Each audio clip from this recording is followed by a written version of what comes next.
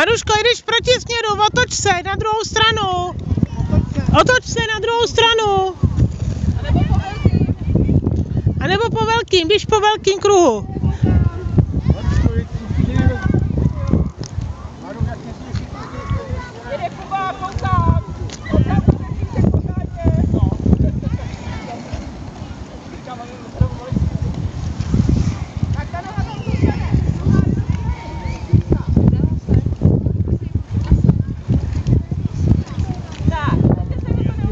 No.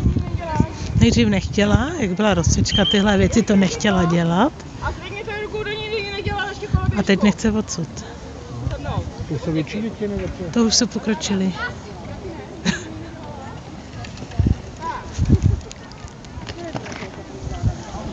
Spadla jenom asi 2krát a neřvala nic. Že to nebolí, povídala. Tak mi padají z menší očky. No ale musí dobře spadnout, jo, jako.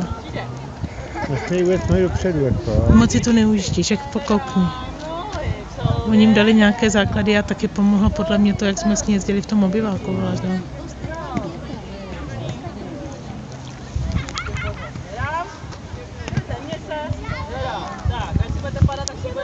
Tak si ji budete říkat stejně jako začátek. Tak. Kuba jde dopředu, běžíte za ním a zkoušíte buštíky. Jedete, uděláte 3 buštíky, jedete. Ty jste nedělali koloběžku tu stranou?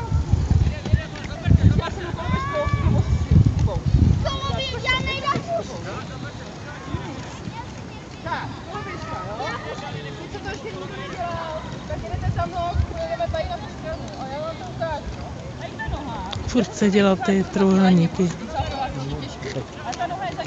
Ale když měla padat? Ne. Když měla dělat dřepy? Ne. Maminko, kdy bude konec, jak si domů, mi povídala. A pak začala volná jízda a už to bylo dobrý. Tak už můžeme s ní na brusle pomalinku. Už není Všichni vyrazit takovou. No, už není potřeba držet, jo, naopak. Už se nesmí držet. Cože?